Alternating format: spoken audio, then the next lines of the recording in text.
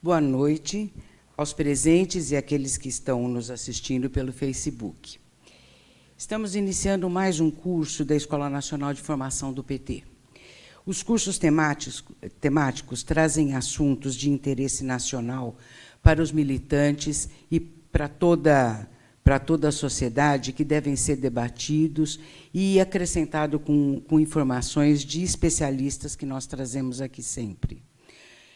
No portal da escola, vocês encontrarão outros cursos temáticos que fizemos nesses meses anteriores, inclusive o último curso foi sobre a questão da educação, todo o embate, todo o desmonte que está sendo pretendida na educação, e tem outros cursos que são muito importantes também, como geopolítica do petróleo, o desmonte da Previdência, o desmonte dos direitos trabalhistas. Tudo isso vocês podem encontrar disponível no portal da Escola Nacional de Formação. O endereço é www.enfpt.org.br. Também no portal está lançado recentemente um curso online para vereadores e vereadoras.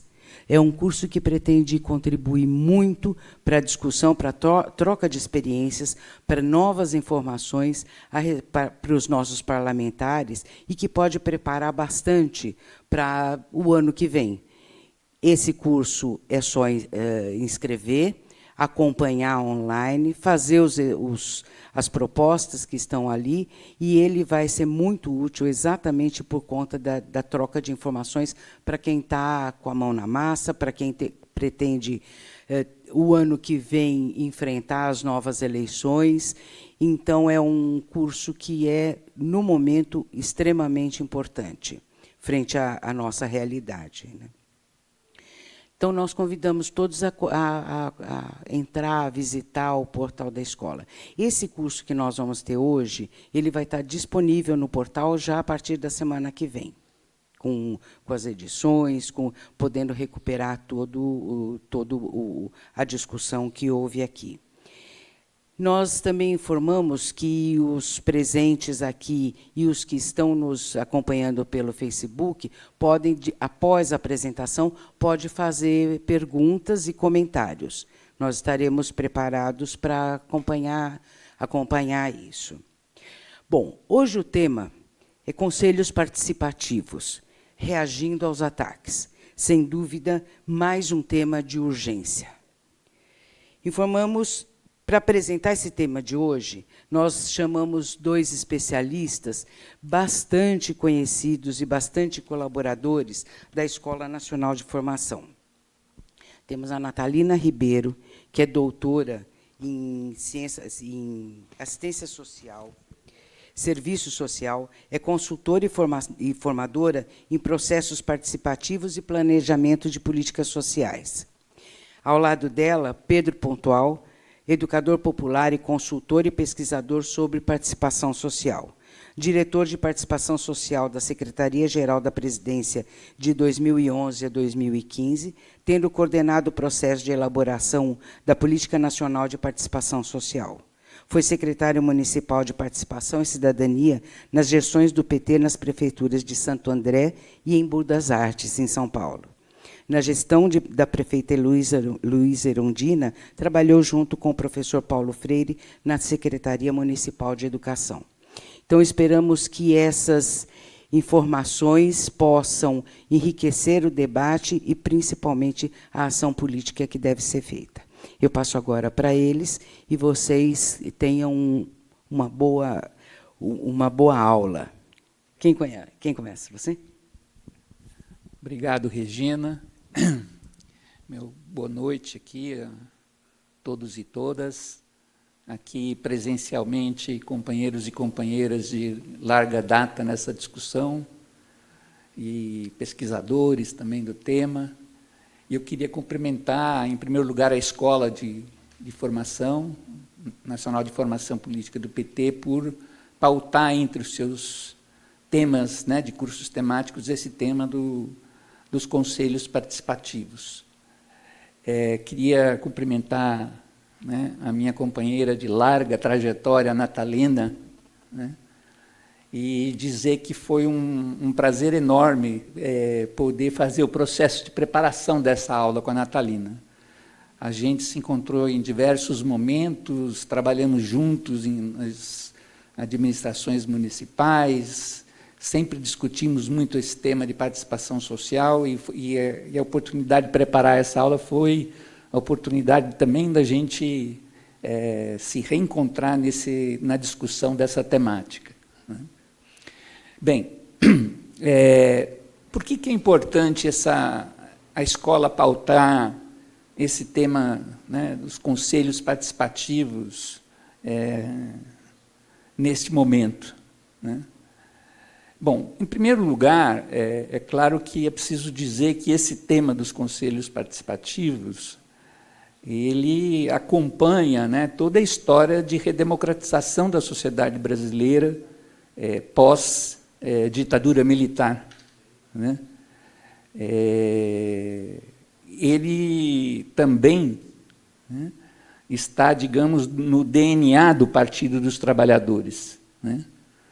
Eu estava me lembrando aqui que, na primeira formulação do modo petista de governar, no início dos anos 80, ou meados dos anos 80, nós tínhamos dois princípios fundamentais: a da inversão de prioridades e a participação popular, né? Esses eram os dois eixos orientadores, né? Bem, essa trajetória, tanto da sociedade brasileira, quanto discussão do PT a respeito de participação popular, ela fez, né, com que a gente adentrasse o século XXI, né, sendo considerado um dos países do mundo com um número maior e mais significativo de instituições participativas. Há vários estudos comparados que mostram isso, né? Não é à toa que, nesse virada para o século XXI, o Fórum Social Mundial, a primeira edição do Fórum se realizou no Brasil, em Porto Alegre, né? Que foi um dos espaços de experimentação extremamente importante. Bom, agora, por que essa aula assumiu o caráter de urgência, como disse a Regina, né? Porque nós vivemos, já a partir do golpe parlamentar de 2016, que destituiu a presidente eleita Dilma Rousseff, um processo de desmonte da participação social, de desmonte do que se veio construindo de canais de participação social nas políticas públicas. Com a eleição do presidente Bolsonaro, nós temos uma série de investidas, ataques, né, a essa institucionalidade participativa, e que culminam, né, culminam não porque eu acho que não é o fim do processo, mas que tem um ponto forte na edição em 11 de abril do decreto 9759 de 2019, né, que extingue, né, os canais, conselhos, colegiados de gestão, todos aqueles conselhos, canais, colegiados de gestão que não foram criados por projetos de lei, né? E esse ataque, né, extremamente duro, né, coloca a urgência da gente fazer o debate dessa questão dos conselhos participativos, né, tanto tentando entender melhor esse processo, tanto o processo histórico, quanto o próprio decreto, né, mas, principalmente, quais são, né, as reações e as ações possíveis, né, para a gente resistir a esse ataque, né, e avançar propositivamente na direção de reconstrução, né, destes espaços. Então, a Natalina e eu aqui preparamos essa aula, né, E nós dividimos aqui em quatro temas, né, subtemas. O primeiro deles, então, seria a gente situar esse decreto no que a gente chama de um contexto mais abrangente dos ataques à democracia e ao ativismo social. Um segundo subtema é uma análise do próprio decreto 9759, né? Do que ele significa em termos de desmonte da participação da democracia, o que diz o decreto e quais têm sido as reações contrárias, né? Um terceiro subtema são as possibilidades de reação e de ações, né? Não só reações, mas ações diante dessa nova conjuntura. E, por fim, algumas considerações finais. Bem, então, entrando aí no nosso primeiro subtema, que é essa tentativa de compreender esse decreto e esses ataques aos conselhos participativos e às instituições participativas de modo mais abrangente, né? A gente, creio que tem que compreender, então, esse momento como um momento em que estão sendo atacadas, né, todas as formas de ativismo social e, de maneira mais abrangente, a própria democracia, né? Bem, como nós dissemos, esse ataque ele começa já a partir do golpe parlamentar de 2016 e do governo Temer, que se sucedeu, né? Através, né, do desmonte das políticas sociais, né, que teve na emenda constitucional, né, de redução de teto dos gastos e de restrição dos gastos por 20 anos para as políticas de saúde, educação e outras políticas sociais, uma dura restrição, né, a esses direitos que vinham sendo conquistados, né? Bem, mas isso que começou no governo Temer, já no governo Temer houve o esvaziamento político de diversos conselhos, né? Dificuldades para o funcionamento dos conselhos, né? Mas esse ataque ele se torna mais explícito na voz do candidato, já na campanha Jair Bolsonaro, quando ele anuncia que vinha para combater todas as formas de ativismo social. Isso foi anunciado, né? E, logo depois da sua posse, né, ele reitera, né, essa intenção de combater todas as formas de ativismo social, né? É importante a gente... Por que a gente situa justamente isso no contexto de um ataque à democracia? Porque, em última instância, combater todas as formas de ativismo social é combater o direito à divergência, é combater o direito à discordância, né? É combater o direito à apresentação de propostas alternativas ao governo constituído, né? Portanto, direitos fundamentais, né, e bases da própria democracia, né? Bem, esse combate, né, ao ativismo social, ele pode se verificar através de várias ações além do próprio decreto 9759, né? A questão da criminalização dos movimentos sociais, das suas lideranças, a questão da tentativa de controlar a ação das ONGs, né? E o próprio desmonte e ataque às políticas educacionais, né? Destaco aqui a questão das universidades como um centro de produção de conhecimento sempre alternativo, centro de produção de conhecimento crítico. Portanto, atacar, né, justamente as possibilidades de produção de conhecimento crítico é uma forma de ataque ao ativismo social. Bom, feita esta emolduração, digamos, do nosso tema, eu queria só recuperar um pouco historicamente, né, a luta na sociedade, a luta recente na sociedade brasileira, né, período últimos 30 anos, se a gente quiser considerar a Constituição de 88 como um marco fundamental, a luta pelos canais de participação popular nas políticas públicas, né?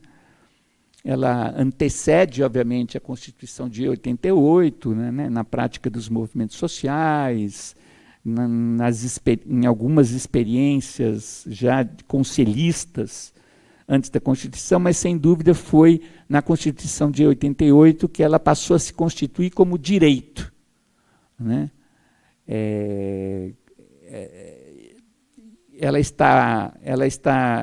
A criação dos conselhos participativos é um direito constitucional, né? E essa estrutura descentralizada e participativa de discussão das políticas públicas, ela está presente em pelo menos 15 artigos da Constituição brasileira. Seguiu-se, né, a esse momento da Constituição, né, a criação dos chamados sistemas de garantias de direitos, né, o SUS, o Sistema de Garantia de Direitos de Criança e Adolescente, o SUAS, né, o Sistema Único da Assistência Social, estatutos, né, Estatuto da Juventude, Estatuto do Idoso, Estatuto das Pessoas com Deficiência, enfim, uma série de estatutos que segmentos sociais conquistaram, todos eles colocando a questão da participação, dos conselhos participativos e as experiências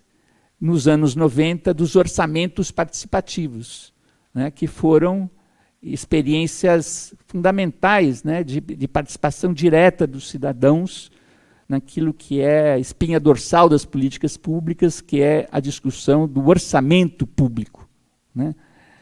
E que experiência esta que passou a ter, inclusive, um reconhecimento internacional e hoje é praticada em diversas partes do mundo. Bem, cabe aqui agora a gente, nessa história, lembrar, né, o que foi a questão da participação nos governos Lula e Dilma, né? Por quê é importante essa lembrança? Porque, sem dúvida, ainda que estas formas, como os conselhos, as conferências, antecedem a estes governos, sem dúvida, nesses governos, eles tiveram uma forte ampliação, seja não só na quantidade, né, de conselhos, conferências, mas também na amplitude dos temas das políticas públicas que foram objeto de debate. Eu diria que duas palavras são muito importantes para caracterizar todo esse período de 2003, né, 2016. Né? É a palavra escuta forte da sociedade, né?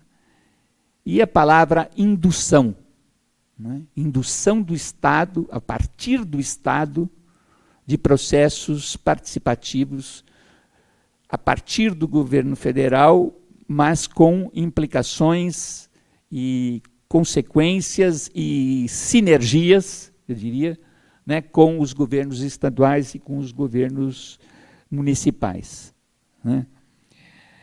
É importante dizer que nesse período, nós fizemos muita questão sempre de lembrar alguns princípios que orientavam as ações de participação, as ações de promoção da participação. É o princípio de que a participação é um direito humano, que já está prevista lá na Declaração Universal de Direitos Humanos, é um direito do cidadão, que está prevista na nossa Constituição de 88. Nós buscamos constituí-la como um método de governo e caminhar sempre no sentido de construí-la também como política de Estado, né? E que, portanto, deveria transcender o período dos nossos governos, né? O que caracterizou, né, essa ampliação, né, dos canais de participação? Né, um crescimento do número de conselhos no âmbito do governo federal. Quando não foi dos conselhos, também houve, em relação aos conselhos já existentes, a busca de ampliar a participação da sociedade civil nos conselhos. Uma ampliação bastante significativa das conferências nacionais, com todo o processo de preparação que vinha desde os municípios, uma ampliação grande dos números de ouvidorias, né? E a criação de diversos outros, né, mecanismos de participação social. Fórum interconselhos, mesas de diálogo e negociação, mecanismos virtuais de participação. Bem, esse processo no nosso governo, eu não sei como que está meu tempo aí. 5 minutos, tá. Esse processo, então, nos nossos governos, né, ele também é preciso aqui destacar também, né, que todo esse processo de ampliação, né, de ampliar a presença da sociedade civil, e não só ampliar numericamente, mas buscar mecanismos de tornar esses instrumentos, os conselhos, as conferências, uma expressão maior da diversidade da sociedade brasileira, né? Ou seja, aumentar o seu poder de representação, né? Outra ação importante, né, e entra no campo da indução, né, é o financiamento que os nossos governos fizeram de processos de participação. Quer dizer, houve muito recurso despendido, né, ou recursos significativos despendidos na promoção das conferências, né, no fomento de formas de processos de formação para a participação, seja a formação de conselheiros, formação de cidadania ativa, né?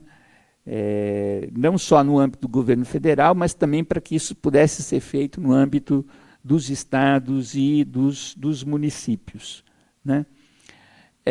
Esse processo, né, todo, né, ele, digamos assim, teve a sua expressão mais articulada, o seu produto mais articulado, na construção do que a gente chamou da Política Nacional de Participação Social, né, e do Sistema Nacional de Participação Social, né, que foram instituídos, né, por decreto pela presidente Dilma, em novembro de 2014. Novembro ou maio? Agora eu me confundi aqui. Acho que é maio, né? É maio de 14. 23 de maio, exatamente. Em 23 de maio de 2014. Né? Não é por coincidência, né, que o decreto 9759, lá no seu final, né, faz questão de revogar esse decreto que instituiu a Política Nacional de Participação Social e o Sistema Nacional de Participação Social, né? Por que eles tiveram importância, esse decreto? Primeiro, porque ele foi construído de uma maneira bastante participativa, o mais participativa possível. Né? Nós trabalhamos isso de 2011 a 2014, né? Com muitos seminários nacionais, mesas de diálogo, debate com movimentos sociais, consultas públicas através da internet, até poder se chegar, né, a essa constituição, né, da política e do sistema. O que a política buscava? Né? Ela buscava estabelecer diretrizes e objetivos da participação social nas políticas públicas. Né? Ela buscou também conceituar, né, os mecanismos e instâncias de participação social e as suas especificidades. Então, o que é Conselho Nacional, o que é conferência, o que é ouvidoria, o que é audiência pública, né? E assim, o que são espaços virtuais de participação. Né? E o Sistema Nacional, né, o que era o Sistema Nacional? Era justamente um conjunto de medidas institucionais propostas nesse decreto, que buscavam articular esses vários mecanismos de participação. Né? Ou seja, como o Conselho se articula com a conferência com o Conselho, como que o Conselho se articula com a ouvidoria, qual a relação entre audiências públicas e outros espaços de participação, isso no que eu chamaria da, digamos, dimensão, da dimensão horizontal, né, de articulação. Numa perspectiva vertical, do ponto de vista das relações federativas, né, a tentativa de construir um sistema, né, que, induzido a partir do governo federal, tivesse repercussão na consolidação dos mecanismos de instâncias de participação nos estados e municípios, através do que a gente chamou do Compromisso Nacional pela Participação Social, que foi a adesão de governos de estado e municípios à proposta da política nacional e do sistema nacional. Bem, é preciso dizer, né, que participação social, participação popular, né, sempre teve oposição, né, na sociedade brasileira. Né. Lembrando da nossa socióloga querida Marilena Chaui, né, a tradição elitista e autoritária da sociedade brasileira, né, sempre viu a participação popular e a participação social como um incômodo, como uma ameaça, né, aos privilégios dessa elite, das elites nesse país, né, e às relações tutelares, autoritárias do Estado com a sociedade brasileira, as relações clientelares. Né? Bem, então, como parte dessa tradição histórica, a gente, e como já um movimento na conjuntura, né, onde estava se preparando o golpe de 2016, a gente tem uma primeira reação muito feroz, né, ao chamado PNDH3, o Plano Nacional de Direitos Humanos número 3, que foi um Plano Nacional de Direitos Humanos construído no nosso governo, com amplo processo de participação popular e abordando temas extremamente importantes e sensíveis na política de direitos humanos e que teve uma reação forte da sociedade brasileira, de setores militares, inclusive. Né? E não poderia deixar de ser que o próprio decreto da Política Nacional e do Sistema Nacional também foram alvo já de ataque e de grande polêmica. Né? Tão logo ele foi editado, né, no Congresso Nacional, na Câmara dos Deputados, houve uma grande celeuma de que estaria se tentando mudar o regime político no Brasil, substituir a democracia participativa pela democracia participativa, né? Se estaria recuperando, se tentando implementar políticas bolivarianas, né? E isso acabou redundando, né? Soviets e outras coisas, né? E isso acabou redundando num decreto legislativo, né, que desautorizava a tentativa, né, no decreto legislativo que desautorizava o decreto presidencial, decreto esse legislativo que depois foi para o Senado e ficou lá como uma demarcação mesmo, né, do posicionamento dos setores da elite. O jornal O Estado de São Paulo, também, expressão desses setores, fez mais de um editorial, né, de página 3, né, falando de mudança de regime por decreto. Era o título do editorial. Bem, então isso foi assim, uma tentativa de resgatar um pouco historicamente, né, como que a gente veio caminhando até, né, o golpe aí de 2016, e agora a Natalina então vai nos falar um pouco sobre propriamente o decreto, né, 9759 e suas implicações. Bom, boa noite a todos, boa noite a todas, aqui presentes e que nos acompanham pelo Facebook. Boa noite, Pedro, é sempre um prazer poder voltar a trocar reflexões e retomar o nosso debate de sempre, né, Pedro? Acho que há bastante tempo a gente dialoga sobre essa questão da participação e sobre como ela se expressa dentro dos governos, né, no que a gente chama de espaços institucionais de participação. E queria também muito agradecer essa oportunidade, né, e parabenizar a escola por essa iniciativa. Eu acho que o debate sobre a participação, ele como disse o Pedro, está no DNA do nosso partido, do Partido dos Trabalhadores, mas acho que esse debate, essa discussão, retomar essa nossa ânsia de participação junto à militância, ela é necessária, acima de tudo, nesse momento, que é um momento de resistência, né? E a resistência vai exigir que a gente esteja mobilizado, organizado e ocupando os espaços que tenham a ser ocupados para o debate político e para esse enfrentamento, né?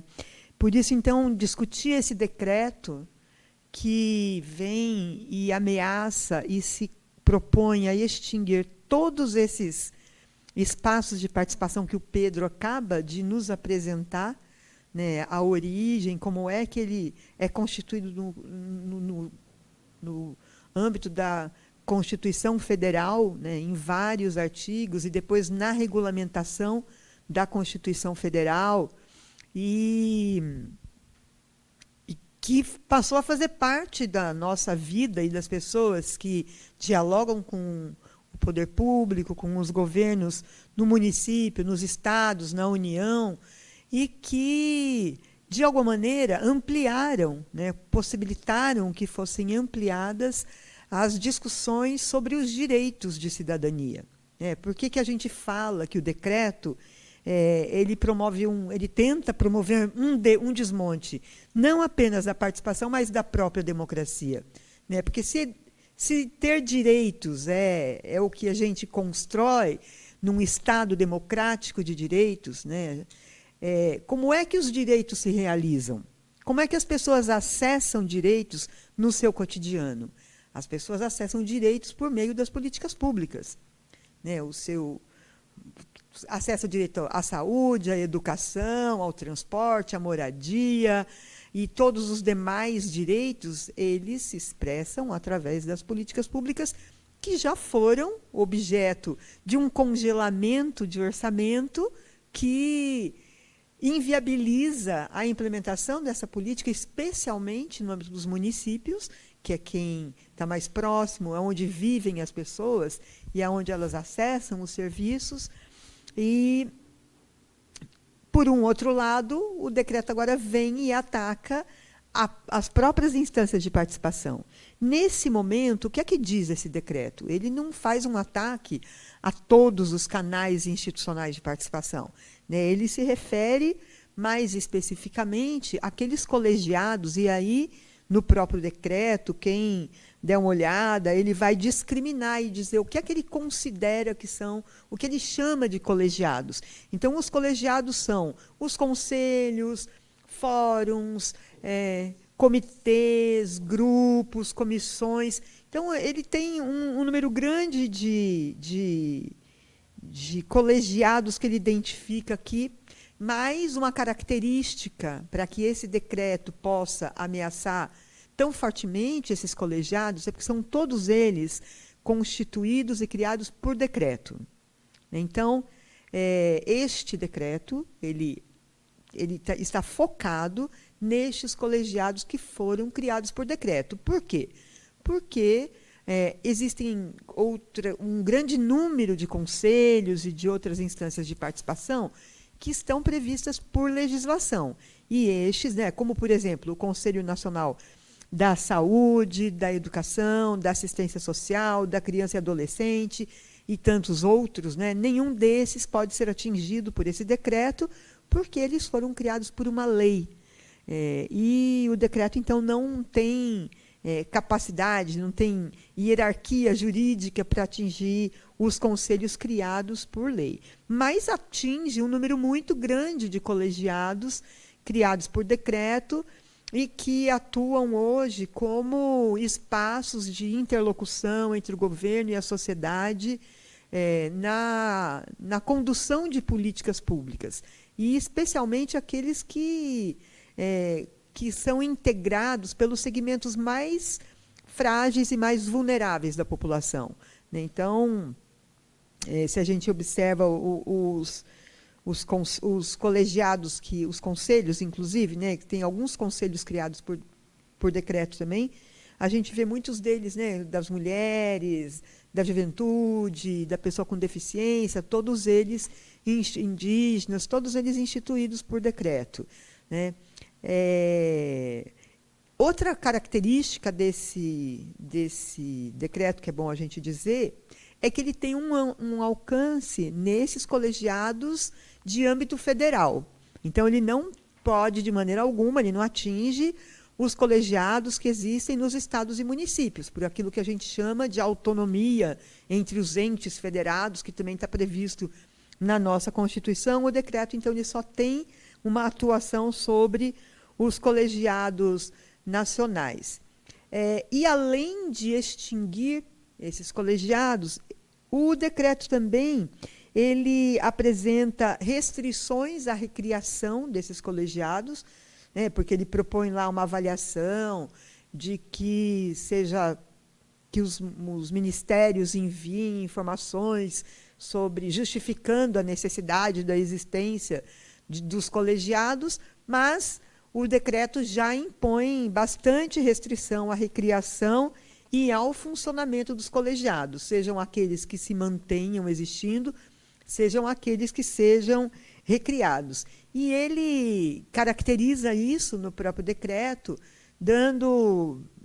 deixando bem claro que ele restringe a possibilidade de colegiados dos quais não faça parte representações da sociedade civil, ou seja, só podem participar membros, funcionários da equipe do governo.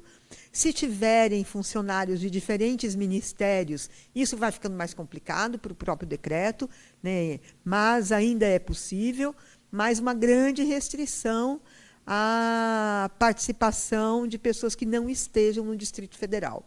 Então, a compra de passagens tem muita restrição, ou se propõe que sejam realizadas reuniões por videoconferência, mas também com muita restrição à possibilidade... muita restrição à forma de funcionamento do Conselho. Tanto isso que o Pedro cita, né, do tempo de duração de uma reunião, ele já determina ali que não pode ter mais de 2 horas. Se passa de 2 horas, não pode decidir mais nada. Pode continuar a discussão, mas não pode decidir nada. E também de não poder ter a participação de pessoas de fora do próprio Distrito Federal, que é onde é a sede do Conselho. Então, ficam parecendo mesmo que ele está se referindo a grupos de trabalho, né, que restringe muito essa atuação desses colegiados. Vale bastante a pena ler o decreto e tomar contato e conhecimento com o que é essa iniciativa do governo. Na nossa leitura, né, e o que a gente tem lido de material, apresentando análises sobre esse decreto, a gente observa que os argumentos que o governo utiliza para a extinção dos colegiados, um primeiro deles é dizer que existe um número excessivo de colegiados existentes, né, que são muitos os conselhos em todas as áreas, em todos os órgãos, e aí é importante dizer que não é só da administração pública direta que o decreto se refere, mas ele também se refere à administração indireta, né, às empresas e às fundações do governo federal. Então, ele identifica que existe um número muito grande, excessivo, de colegiados. O que, quando ele fala da recriação com todas essas restrições, ele já identifica a necessidade de que existam grupos para discutir essas políticas públicas, para discutir o encaminhamento das políticas, para discutir o seu monitoramento, e que é uma função que, em grande medida, é parte do que esses colegiados realizam, né? Se debruçar sobre a discussão do planejamento, da implementação da política, do monitoramento, da sua avaliação, e escutando todos os setores que estão envolvidos, seja na implementação da política, seja no acesso a essa política pública como um direito por meio de um serviço realizado.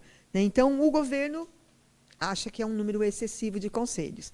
Um outro argumento do governo é a questão da redução de gastos e de recursos financeiros com o funcionamento dos conselhos, assim como ele também entende que é uma forma de diminuir a burocracia da administração pública, é uma forma de tornar a administração, a máquina pública, mais eficiente.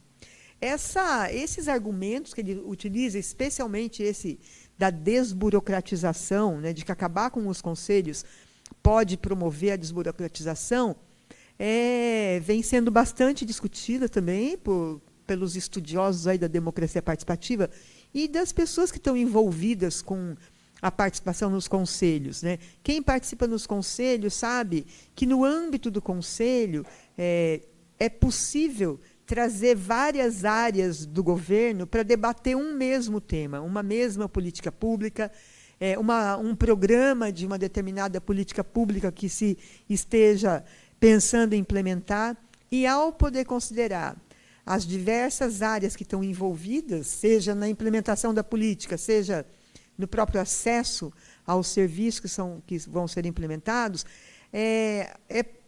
se percebe, e tem estudos que demonstram isso, que isto sim aumenta a eficiência da gestão pública, né? Essa capacidade de escutar as diferentes opiniões, os diferentes lugares onde estão as pessoas nessa cadeia da existência de uma política pública, permite que se possa prever problemas, os desafios, as situações que deverão ser acompanhadas de perto pelo poder público e pela própria sociedade civil.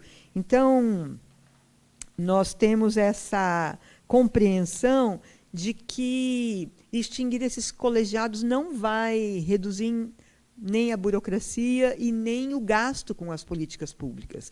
Porque, se não tiver essa capacidade de, no momento do planejamento, ter uma possibilidade de já antecipar quais são as situações que podem vir a trazer problemas para a implementação de uma política, no seu planejamento vai ficar faltando ações, iniciativas que já possam contornar essas situações ou, pelo menos, reduzir essas questões. E, por um outro lado, a gente entende que a extinção desses colegiados vai exigir que, dentro do próprio governo, sejam criadas instâncias que vão ter que assumir as responsabilidades e as competências que esses colegiados tinham. Então, a gente imagina que pode ter um tempo de tentar... Como é que isso se ajusta? Você elimina um colegiado com pessoas que já vinham acompanhando a política pública, na sua implementação, na sua elaboração, e aí você vai criar um grupo de trabalho interno que nem sempre reúne todas essas informações, essas capacidades de análise que estavam no colegiado.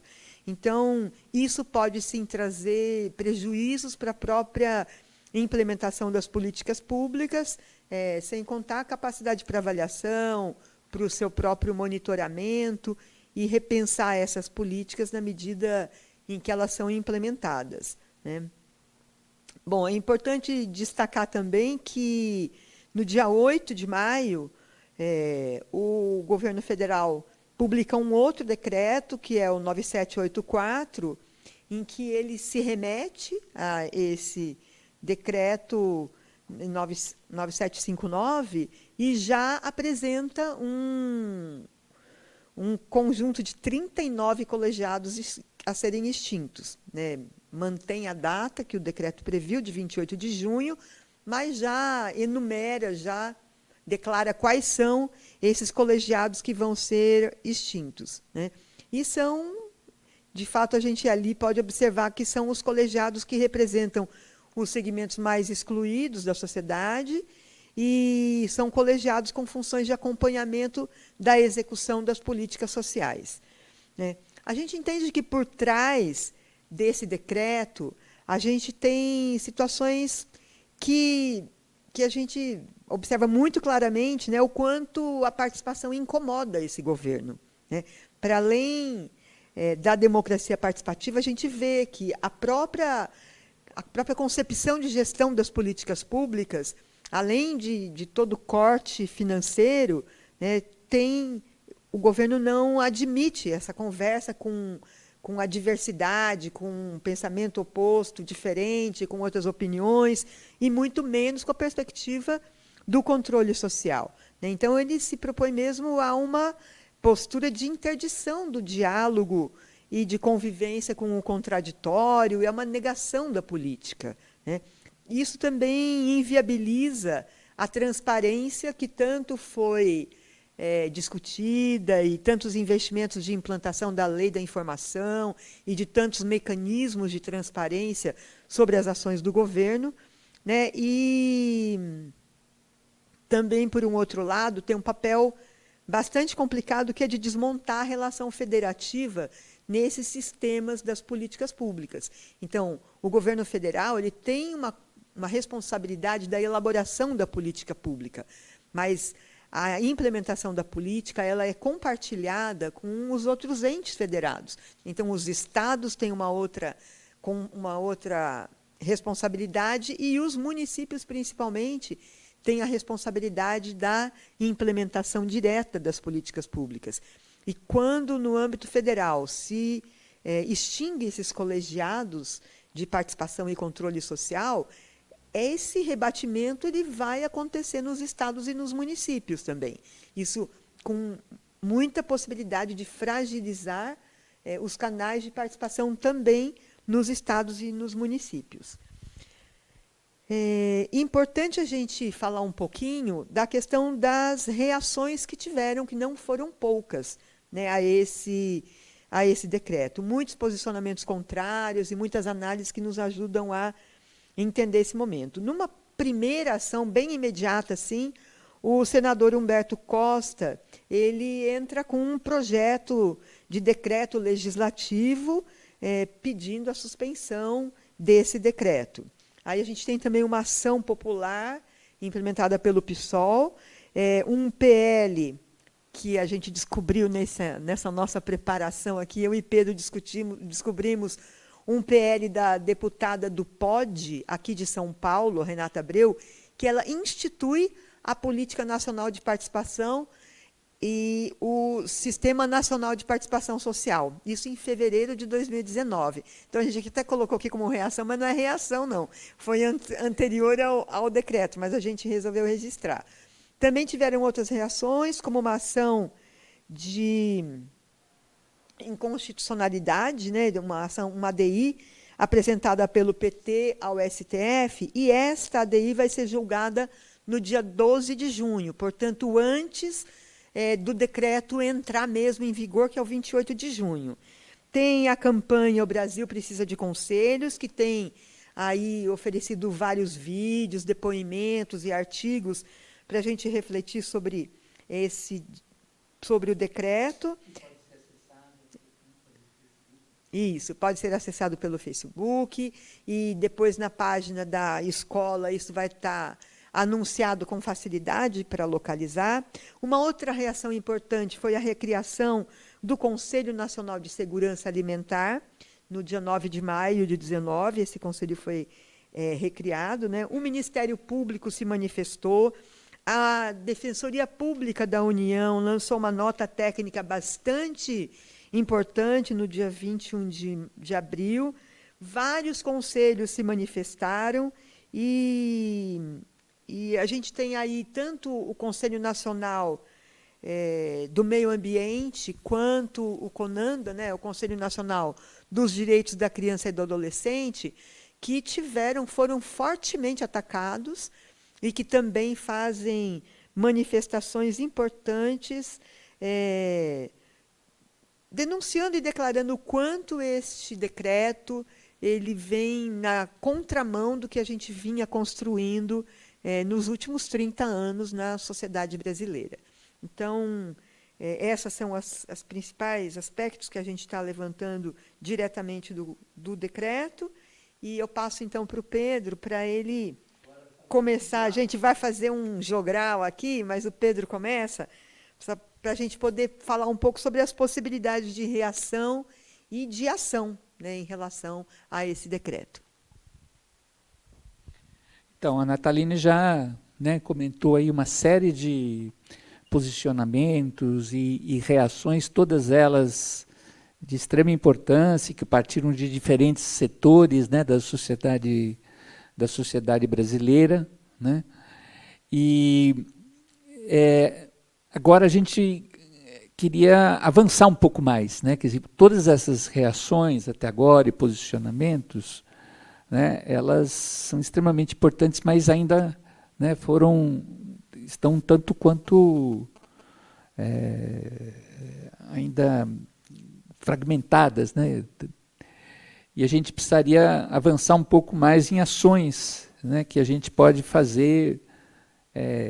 Eu levantei aqui como uma primeira ação que me parece extremamente importante, né, de que, junto com os conselhos, né, é importante lembrar disso sempre, junto com os conselhos, foram criadas, né, sempre, isso na história do Brasil, as conferências, né, e que, no caso dos nossos governos, foram significativamente ampliadas, né, no seu processo de participação, na abrangência dos temas das políticas públicas, né? E, de certa maneira, as conferências elas ampliam a diversidade dos segmentos da população que ali estão presentes, né?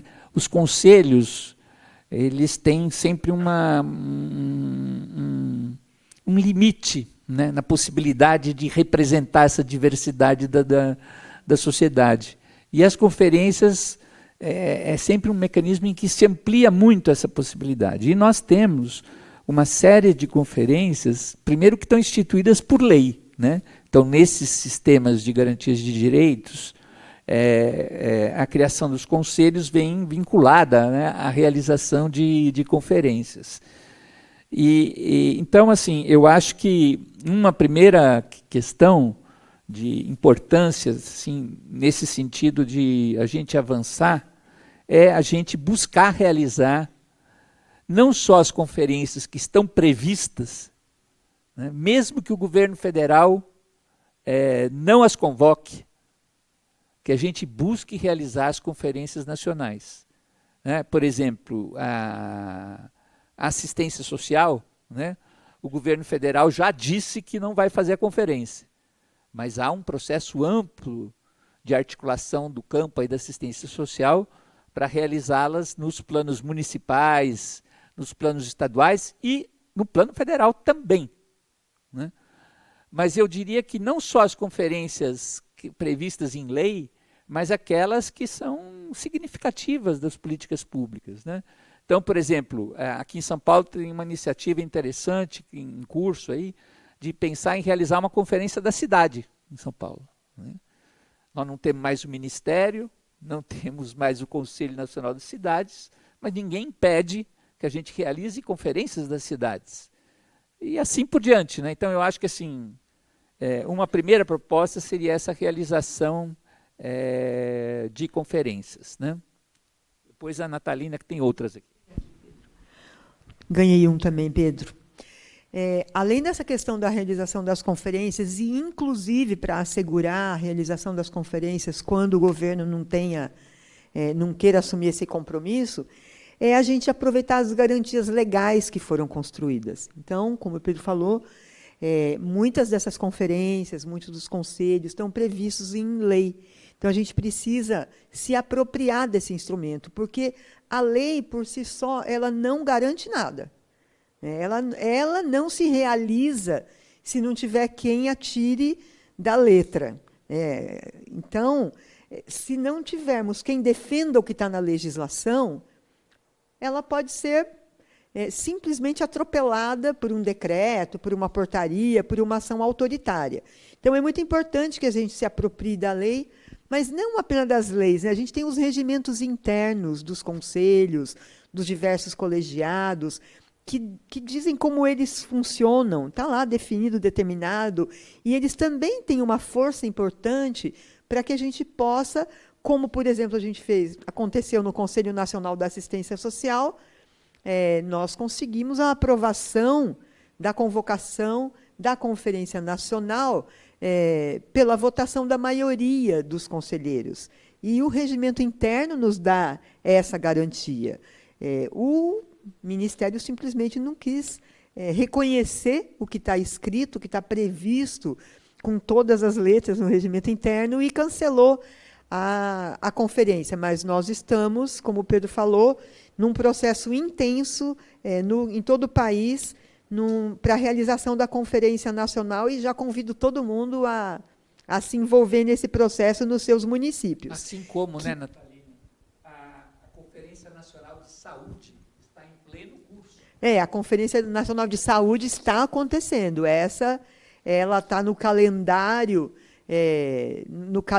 lá do Ministério da Saúde, está acontecendo, e também é importante se envolver, se bem que agora já está na fase da conferência estadual, no caso da Conferência da Saúde, mas no caso da Conferência da Assistência Social, ainda vão acontecer as conferências municipais, que é esse momento de ampliar, de popularizar, de levar muita gente para fazer esse debate, né, para além, inclusive, dos conselheiros, que é a segunda questão que a gente aponta aqui, que é fortalecer as ações nos territórios, porque as pessoas precisam ser envolvidas e chamadas a participar desses espaços de participação. E é lá onde ela mora, lá onde ela acessa um serviço público, seja no posto de saúde, seja na escola, seja num centro de referência da assistência social, é ali que ela vai poder escutar dos trabalhadores ou dos movimentos sociais do entorno, da importância dela se envolver e participar, seja das conferências, seja de outros espaços para efetivar a participação social. E assim também como a gente deve, eu estava aqui falando, né, das garantias legais, conhecer e observar o que é que a lei orgânica dos nossos municípios fala sobre a questão da participação, o que é que a lei orgânica dos estados dizem. Então, a gente, às vezes, tem pouco investimento nesses instrumentos, mas eles também são instrumentos para, nesse momento de resistência, assegurar que a gente consiga defender a democracia participativa e a democracia em geral, né? E outro motivo da gente investir na ação dos territórios é porque é ali que a gente chega perto mesmo daquelas pessoas que fazem uso, né, que são usuários dos serviços públicos e que isso faz toda a diferença na vida para eles, né? Outra coisa importante para a gente reagir a esse desmonte é provocar o legislativo, né, buscar mesmo os nossos parlamentares e todos os parlamentares que se disponham a nos apoiar nessa batalha, né, nesse enfrentamento, provocar o Ministério Público na defesa desse direito constitucional e também buscar a Defensoria Pública, que já se manifestou contrária a esse decreto, afirmando que este é um direito constitucional, que a participação, então, não pode ser extinta por um decreto, né? Então, essas são algumas dicas aí, alguns aspectos que a gente levanta como possibilidade de reação e de ação. Vou passar para o Pedro para... Então, algumas ações que a gente pensou também que podem ser desenvolvidas no plano do Poder Executivo, né? Nós temos, né, 9 estados no Nordeste, né, com governos progressistas, né? Temos diversos municípios no Brasil, né? Então, eu acho assim, primeiro, que esses governos busquem fortalecer os conselhos e canais de participação, né, no âmbito dos estados e dos municípios.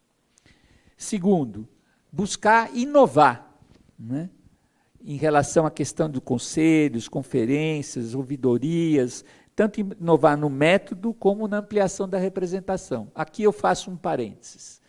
Nós estamos falando aqui, né, de resistência, de disputa, né, pela manutenção desses espaços, mas é preciso reconhecer também, né, de que esses espaços eles estão para serem também aprimorados, estão para serem analisados criticamente, e têm sido analisados criticamente, né? Então, é preciso a gente, nessa busca de ampliar esses espaços e ampliar sua representação, inovar na metodologia Eu acho que é fundamental que os governos progressistas recuperem as experiências de orçamento participativo e de planejamento participativo, que busquem investir, de novo, fortemente em processos de formação, né, de conselheiros, de formação para a cidadania, né? E a Natalina agora vai lembrar de mais algumas iniciativas que a gente pode ter no Legislativo. Bom, gente, em vários cantos do país, o Legislativo ele tem sido parceiro em vários momentos, em várias etapas aí dos processos de participação.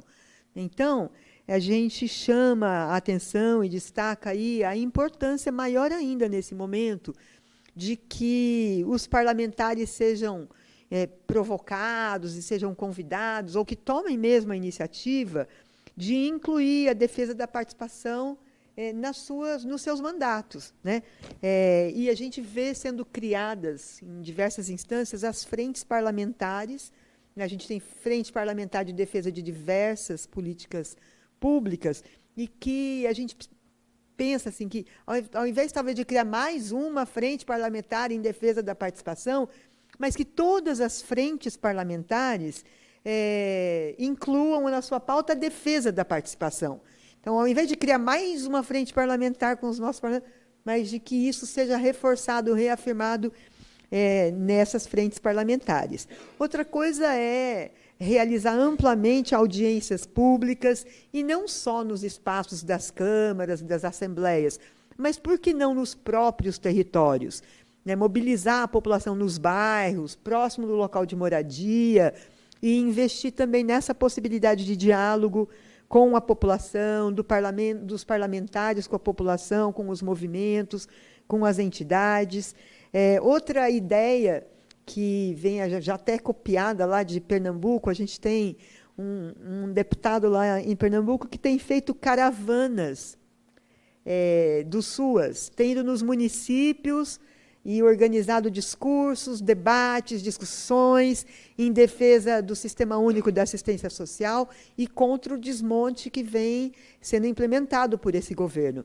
Então, por que não a gente fazer caravanas no âmbito do município para os bairros e para uma unidade básica de saúde, para os locais onde a população faz uso do serviço, e fazer ali o diálogo com a população, seja uma audiência pública, seja uma caravana, mas, de qualquer maneira, o que a gente está insistindo muito é para sair dos nossos espaços, das nossas instituições, e ir para o território onde mora a população, onde as pessoas moram, onde elas acessam os serviços, onde elas fazem as suas atividades da sua vida cotidiana.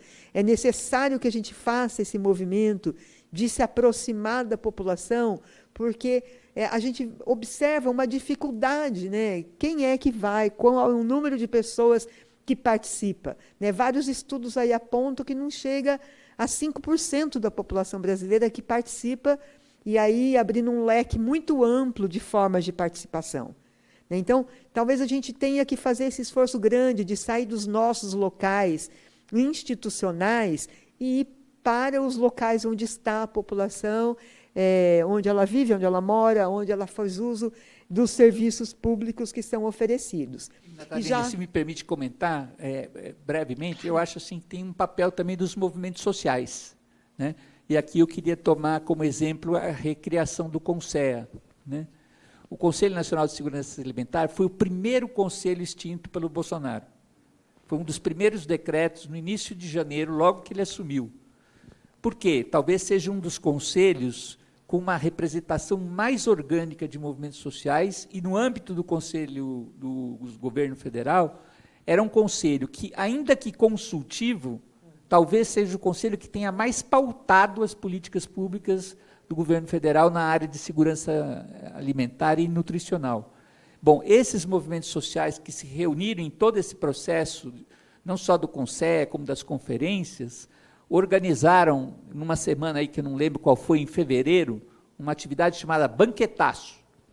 Banquetaço, o que é? Eles foram às ruas, com bancas de alimentos saudáveis vindos da agricultura familiar, né? E aproveitaram para debater o tema da segurança alimentar e nutricional, o papel do CONSEA, etc. Isso transformou-se em atividades de grande significação nos estados. E eu acho que isso foi fundamental para que os nossos parlamentares conseguissem, dentro do Congresso Nacional, aprovar um decreto, criando agora, por lei, o CONSEA, né? É isso mesmo, Pedro. Não tem essa ação toda, não acontece se os movimentos sociais não estiverem atentos e mobilizados, mas é a parte que está mais mobilizada e que a gente observa na própria dinâmica e no funcionamento dos conselhos, né?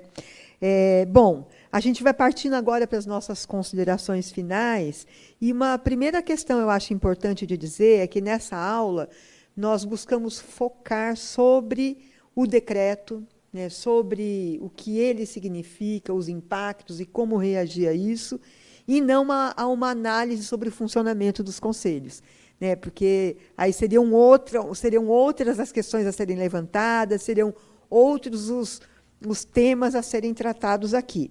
Mas, de qualquer forma, eu acho que até retomando essa última contribuição do Pedro aqui, a gente lembrar que a força da participação popular, ela tem construindo coletivos e movimentos autônomos, ela sempre foi e continua sendo a condição para a gente poder garantir a conquista de direitos. Então, nós precisamos que movimentos se fortaleçam, que coletivos se constituam de maneira autônoma para poder atuar e incidir nesses espaços institucionais de participação. Não tem conselho forte se a gente não tiver movimento social coletivo de população organizado de forma autônoma. né? Se não tiver esse espaço fora da sociedade, fora dos conselhos institucionais, como uma caixa de ressonância para quem está representando estes segmentos dentro do conselho, eles podem ser frágeis. E a gente, então, precisa continuar apostando na questão da participação autônoma.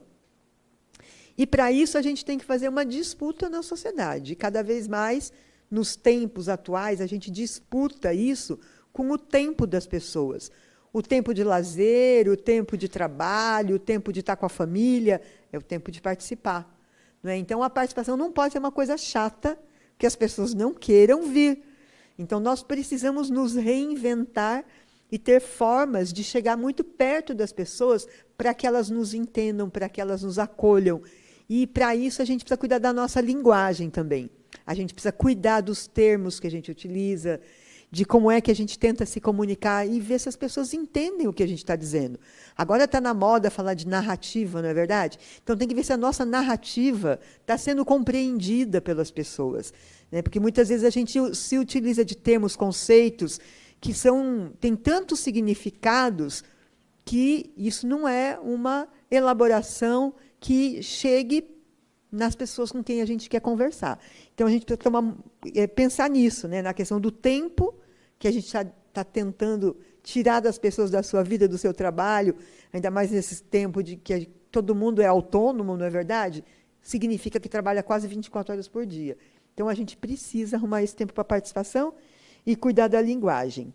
E aí, falando dessa questão do chão, do território, de onde as pessoas vivem, é isso, da gente atuar no local, mas com a perspectiva de incidir nas instâncias mais amplas, né? Agora, a gente não consegue, apenas com a incidência nas instâncias mais amplas, chegar no local, mas se a gente incidir fortemente no local, e eu acho que nesse momento de forte ataque que a gente está vivendo, a gente precisa atuar nas duas pontas, mas a gente precisa atuar com muita força no local onde as pessoas estão vivendo e olho no olho. Passo para o Pedro e já agradeço a oportunidade dessa participação. E nesse olho no olho, eu acho que o nosso grande desafio, para usar uma expressão também aí em voga, é sair da bolha, né? Nós precisamos sair da nossa bolha participacionista e dialogar com o conjunto da população sobre o significado, a importância desses processos de participação para a vida das pessoas, né? Existem várias pesquisas que demonstram que os municípios, né, que têm mais forte presença de conselhos, etc., cresce o seu índice de desenvolvimento humano, ou seja, produz resultado concreto na melhoria da qualidade de vida das pessoas. Nós precisamos conversar sobre isso com as pessoas, né? Nós precisamos conversar sobre essa importância da participação nas políticas públicas. E como recado final, eu vou me valer aqui, né, de uma manifestação do Movimento Nacional de Direitos Humanos que, para mim, expressa bem o que a gente tentou conversar aqui nessa aula, né? Defender os conselhos é preservar um dos principais ganhos da nossa democracia, a possibilidade da sociedade participar da vida política de diversas maneiras para além do voto, né? Então, acho que isso resume bem e agradeço também essa oportunidade aqui. Agora podemos fazer um bate-bola aqui com os queridos companheiros e companheiras presentes. Bom, não tem muito palavra para agradecer essa quantidade de informação, esses momentos terríveis que nós estamos passando, que muitas vezes não sabemos exatamente por onde recomeçar, mas o que vocês trouxeram foi fundamental em termos de história, de colocação com o pé na realidade e, principalmente, de apontar as possibilidades que a gente tem pela frente, que vai significar muito esforço, mas que, sem dúvida, tem sim um caminho, que é isso que a gente tem que retomar. Eu gostaria muito de agradecer profundamente o quanto foi importante essa aula, confirmando que, a partir da semana que vem, ela estará no nosso portal, podendo ser acessada, e sugerindo para todos que acessem, mas que compartilhem, que chamem outros para ver. Esse tipo de estruturação, de forma tão rápida e tão sucinta, mas objetiva e necessária, não é muito simples da gente encontrar, não.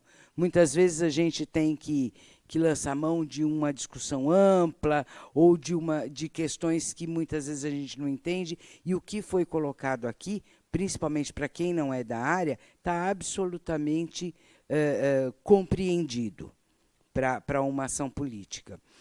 Gostaria de saber se tem alguma pergunta ou algum comentário que queiram fazer em função do que foi colocado. Se não tiver, a gente agradecendo novamente. Você quer complementar? O seu microfone. Sabe que, preparando essa atividade, hoje eu dei uma olhada numa matéria que eu não lembro onde saiu, acabei não registrando isso. Mas é uma publicação dizendo que o CONAMA vai ter o Conselho Nacional de Meio Ambiente, vai ter a sua composição reduzida de 100 para 20, né? De 100 integrantes para 22 integrantes. Mas o que me chamou a atenção foi dar uma olhada nos comentários. Os comentários dos leitores dizendo: que excelente, agora essas pessoas vão ter que arrumar onde trabalhar, vão ter que arrumar outro lugar para ir ganhar um dinheirinho. Isso é uma coisa para a gente observar como as pessoas não sabem o que são os conselhos e como eles funcionam. Porque todos os conselhos existentes, todos esses conselhos a que a gente se refere, os conselheiros não recebem absolutamente dinheiro nenhum para participar. Como é que é mesmo? É uma atividade, é considerado uma atividade de interesse público, né? Então não tem uma remuneração para isso. E os comentários me chamaram muita atenção. Então diz aí o quanto a gente tem que se aproximar das pessoas e dizer para elas o que são esses conselhos, como eles funcionam, e que não tem remuneração. Então, acho que era essa complementação. Fundamental. Nós temos uma participação aqui.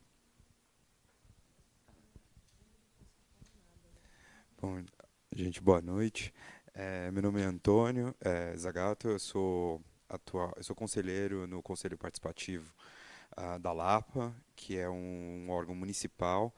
Fui convidado aqui pela Jupira para estar aqui. Queria agradecer a fala muito abrangente dessa estruturação, da estrutura do sistema de participação social nas várias áreas. E quando a Jupira me falou, né, do evento, eu achei que seria interessante talvez compartilhar o que vem acontecendo no Conselho da Lapa, que é o Conselho Participativo, que é um órgão muito recente de participação social na cidade de São Paulo, que veio, de alguma forma, cumprir uma lacuna que estava na lei orgânica do município, que era um conselho de representantes, e na verdade, ele tem o papel de fiscalizar, né, as ações do poder público no território da subprefeitura da Lapa, que são mais de 300 mil habitantes. E, na verdade, o que a gente percebe é realmente uma falta de ressonância entre as atribuições que são estabelecidas em lei para o Conselho e o que o poder público recebe e dá continuidade às cobranças que são feitas pelos conselheiros, né?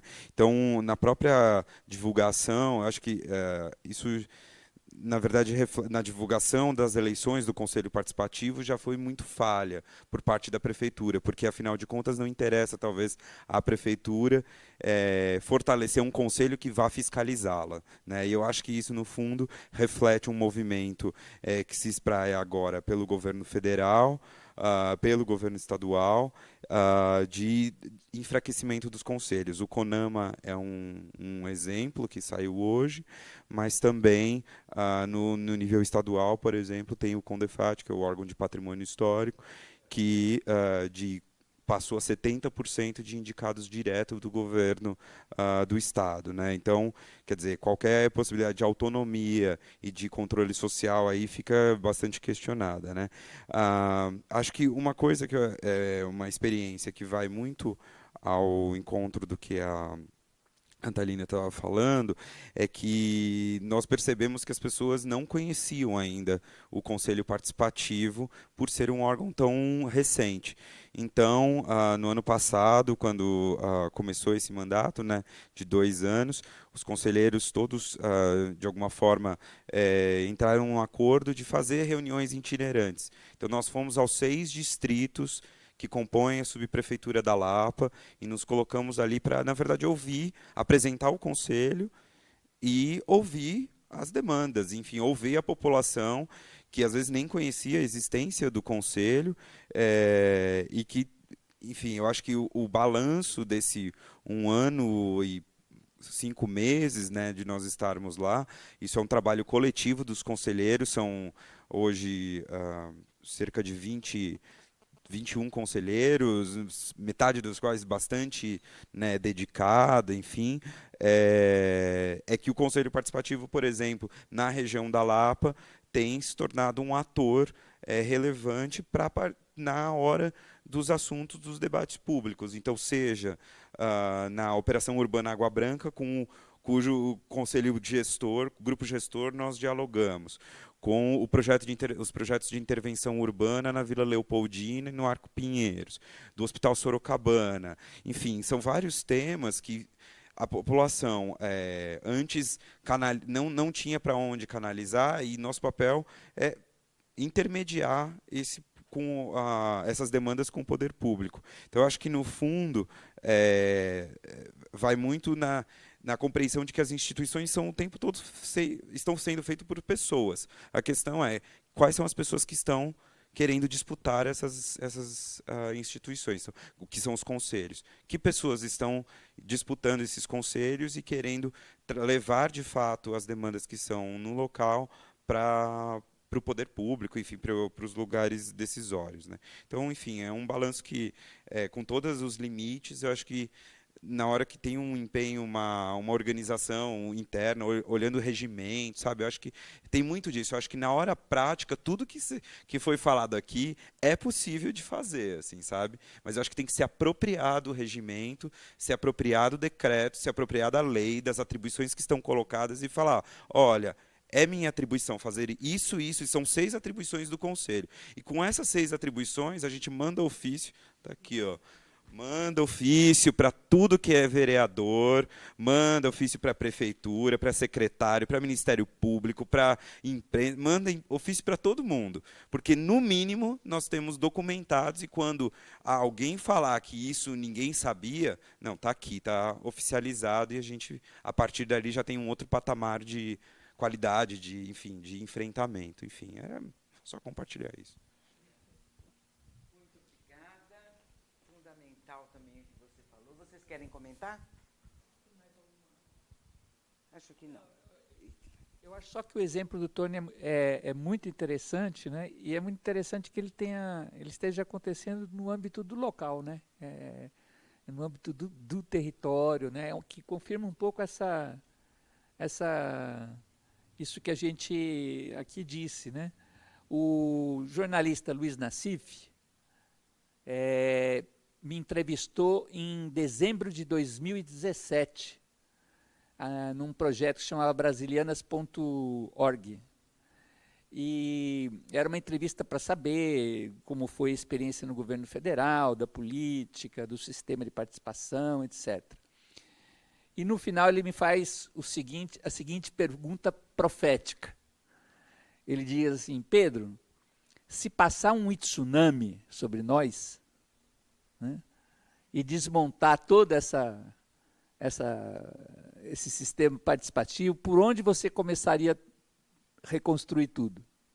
E eu, na época, disse, olha, eu começaria pelo local, pelos territórios, né? Eu acho que é por ali que a gente reconstrói. É claro que sempre nessa perspectiva que a Natalina disse, né?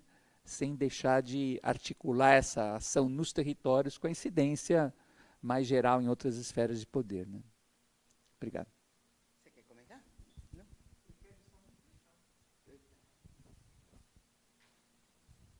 É que eu não posso deixar de reforçar isso, que a questão que tem gente que acha que regimento interno, o decreto ou a lei que cria o conselho, a maioria das pessoas nunca leram esse documento, né? E aí isso faz toda a diferença na disputa ali na sala de reunião. Se você vai, se a reunião vai deliberar ou não, se o governo pode tomar uma iniciativa ou se a sociedade civil pode ou não ela ter uma iniciativa. Então, é muito importante que se leia quais são as competências do Conselho, né, quais são as suas atribuições, e o regimento interno que define e diz quais são as regras de funcionamento do Conselho. Então, a legislação, ela, volto a dizer, ela não assegura, ela não é a garantia, mas sem ela, a gente não tem esse instrumento poderoso que nos permite se apropriar do que é a competência, do que está assegurado ali na legislação, no regimento, na Constituição, para fazer o enfrentamento e a resistência. Resistência sem uma legislação, sem a nossa Constituição amparando, fica muito mais difícil. Então, acho que é uma tarefa de casa para todo mundo que atua em conselhos, atua em fóruns, em colegiados, fazer a leitura do ato normativo que cria essa instância, seja lei, seja decreto, seja portaria, e sem esquecer o regimento interno. Bom, mais uma vez, muito obrigada pela participação de vocês, pela qualidade do que vocês trouxeram. E nós pedimos novamente... Tem uma pergunta? A Lucimar... Bom, primeiro, desculpa pela a minha voz linda de resfriado. A Lucimar escreveu o seguinte: em primeiro lugar, agradeço a exposição dos professores. Me chamo Lucimar e estou em Porto Alegre. Aqui os conselhos estão sob ataques, o orçamento participativo e também os fundos. Pergunta, os professores analisaram a questão dos fundos também?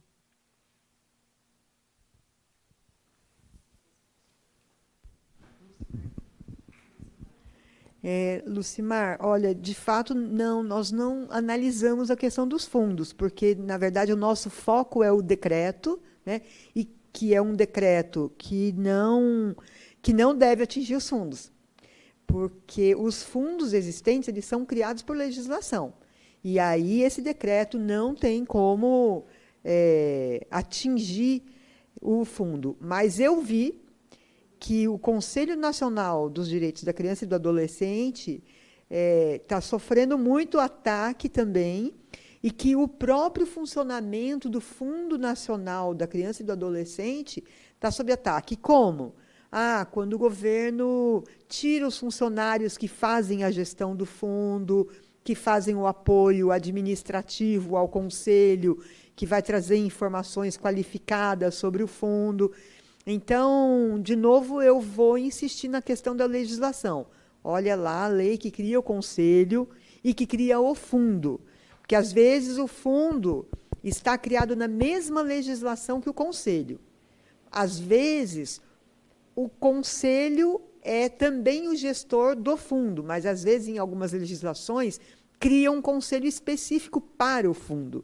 Então, não é possível falar de maneira genérica sobre um fundo, seja ele estadual, municipal, nacional, sem conhecer a legislação desse fundo. Então, eu te convido a olhar com calma e depois, se quiser mandar alguma questão, a gente pode, por e-mail mesmo, manda para a escola, a gente pode dar algum apoio nessa análise, em pensar um pouco essa questão do fundo aí, tá bem? Então, eu acho que esse exemplo que a Natalina citou é um bom exemplo para dizer o seguinte, que mesmo aqueles conselhos criados por lei, né, ainda que o decreto, do ponto de vista jurídico, não possa atingi-los, mas do ponto de vista político, né, e administrativo, vai se fazer tudo que for possível para quebrar as pernas, né, dos conselhos, inclusive dos conselhos instituídos por lei. Eu li, por exemplo, essa semana, que existe um decreto que reformula toda a estrutura e funcionamento do Ministério da Saúde. E, entre outras coisas, esse decreto extinguiu o Departamento de Gestão e Ação Participativa, que tem uma forte tradição, né, no Ministério da Saúde, que era o departamento que assegurava o funcionamento do Conselho Nacional de Saúde, né, a promoção das conferências. Esse decreto retirou de todos os textos do Ministério a palavra controle social, né? Então, é importante lembrar assim, que do ponto de vista político, o ataque é sobre todos, né? Ainda que do ponto de vista jurídico, né? Claro, por contraponto, né? Isso nos coloca a tarefa de fazer a defesa de todos, né? Muito obrigada. Eu vou fortemente pedir para que você que conhece conselheiros que estão nesses processos, que compartilhem essa aula que vai estar disponível já na próxima semana, com essas importantes colocações que foram feitas. Agradecemos todos pela participação, agradecemos fundamentalmente para a Natalina e para o Pedro por essa aula que deu. Muito obrigada, uma boa noite.